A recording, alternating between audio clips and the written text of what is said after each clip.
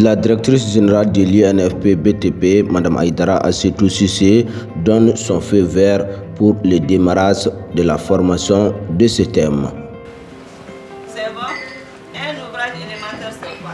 Les bétons, par exemple, pour une poutre, c'est toujours des bétons dosés à 350 kg par mètre cube, mais il y a des particularités entre le béton pour une poutre et le béton, par exemple, pour des poteaux en élévation. Différence avec le ferrager, ou bien différence sur la consistance du béton, ça ce sont des ouvrages élémentaires.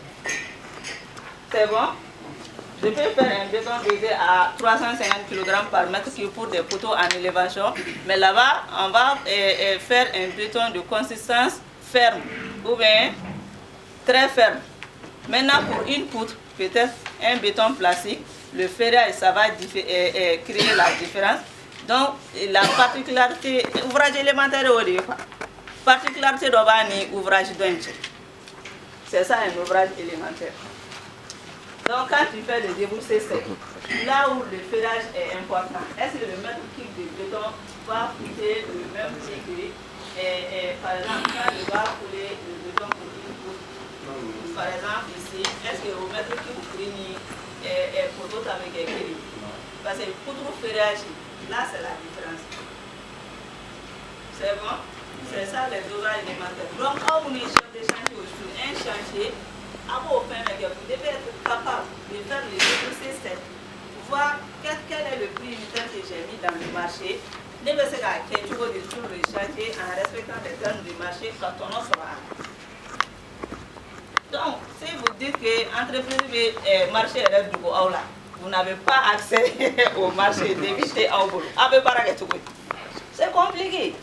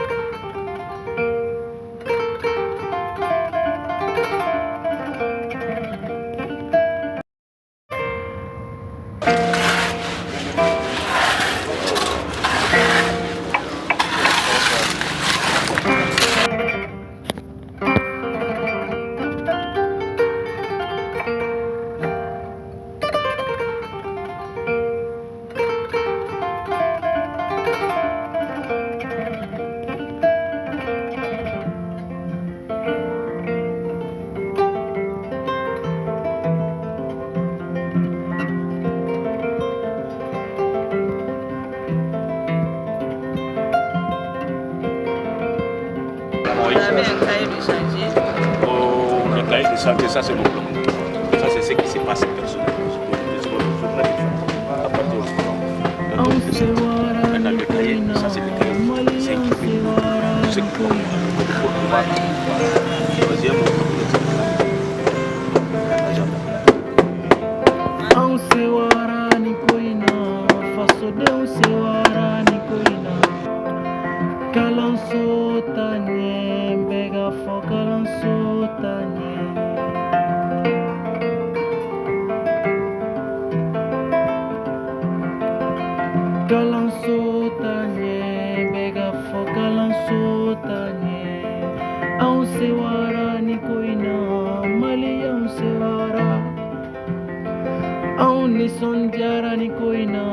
faço de juara ni koina.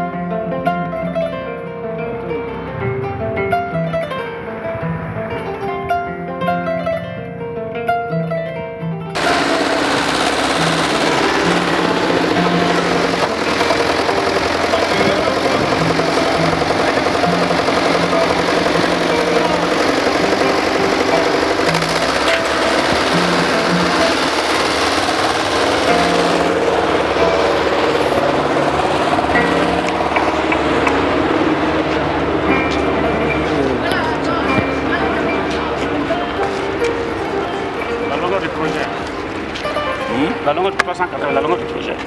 Non. C'est de cela, on ne fait pas de... Voilà, c'est bon. Voilà, si le béton est, c'est le piquage qui souffre. C'est au-delà de 10 cm. On va souvent jusqu'à 14. Avec le piquage et puis les travaux de terrassement, ça c'est nous allons faire. Bon, au fait, les questions ne viennent pas en même temps. J'aimerais qu'on suive ensemble, sinon j'avais expliqué ça à quelqu'un tout de suite. Maintenant, les travaux de terrassement ici, sur la rue 785, les 682 mètres, il y aura du terrassement sur ça. Forcément, il faut avoir le remblai, la couche de base et la couche de roulement. La couche de roulement ici c'est en BB, béton bituminé épaisseur 5. Maintenant, le gravier concassé, on aura à mettre 15 cm de gravier concassé 0,31,5. Et sur le en dessous du 0,31,5, c'est une couche de base. C'est-à-dire quand on se réfère sur le guide pratique de dimensionnement des sociétés pour les pays tropicaux, hein, donc on trouvera que le CBR à 95%, il est demandé d'être supérieur ou égal à 30. Ici, nous avons des 56 en portance pour la couche de fondation. 56. Ça veut dire qu'on a une très bonne couche de fondation ici, qui va recevoir la couche de base et la couche de volume. C'est prévu des essais. C'est prévu des essais. Nous avons fait des essais pour déterminer que le CBR à 95%, on a fait des sondages sur la société existante. Aller étudier ça pour savoir est-ce que notre couche de fondation qui va répondre à notre couche de fondation répond aux caractéristiques. Les 30, on est à 56. Ça, on n'a pas de problème pour ça. Les graviers concassés seraient approuvés par le service du laboratoire avant l'approvisionnement. Il y a un fuseau granulaire de 0,31,5 qui est normalisé. Donc maintenant, c'est 0,31,5. Nous allons prélever et aller voir au laboratoire. Est-ce que le gravier fourni par l'entreprise répond aux caractéristiques des 0,31,5? Merci.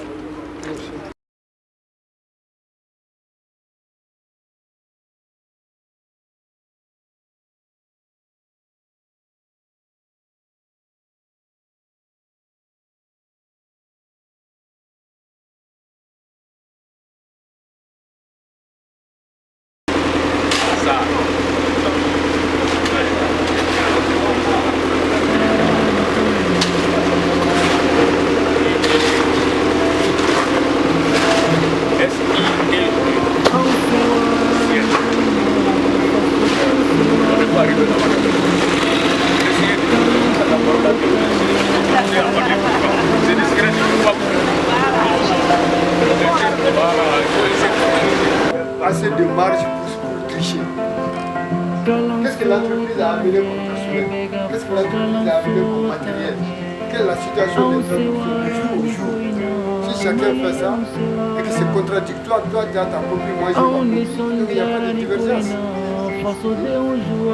S'il y a divergence, vous faites appel à un arbitre, ça aussi c'est permis. Vous faites appel à un arbitre. Moi je ne suis pas d'accord avec ça, moi je suis d'accord avec ça. L'arbitre peut être qui? L'arbitre peut être neutre, ça peut être un laboratoire extérieur, ça peut être la topographie, ça peut être la direction nationale si c'est des problèmes topographiques, ça peut être la direction nationale de la topographie, ça peut être un cabinet autre que le cabinet qui fait le contrôle.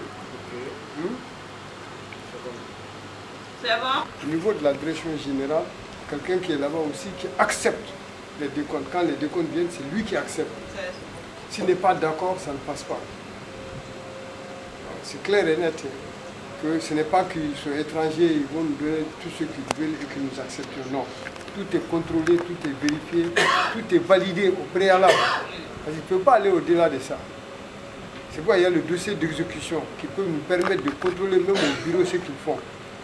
Ils ont accepté les plans d'exécution qui sont approuvés par eux, que nous avons acceptés. Et les quantités sont réalisées en fonction de ces plans-là et les rémunérations sont faites sur la base de ces plans.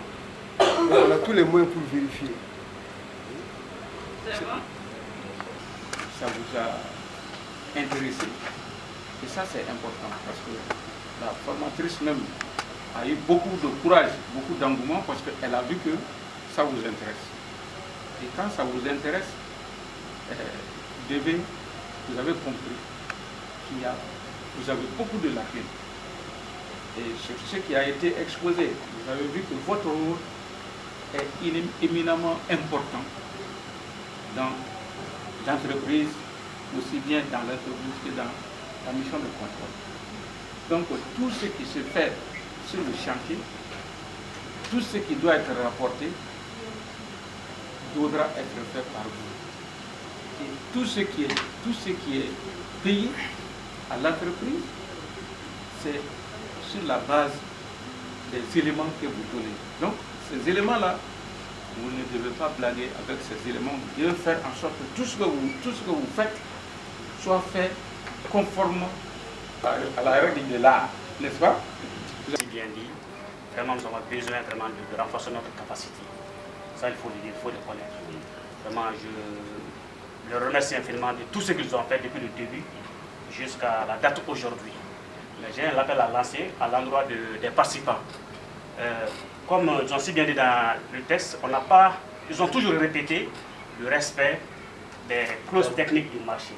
C'est très très important. Ça nous met à l'abri de beaucoup de problèmes. Si chacun essaie de lire et comprendre le contenu des cahiers de charges, ça nous permet, le bureau de contrôle et ensuite l'entreprise de travailler coude à coude et non face à face. Vraiment, je vous exhorte vraiment d'être performant, de se former pour qu'on puisse sortir court et plus en fin de carrière. Je vous remercie. Merci.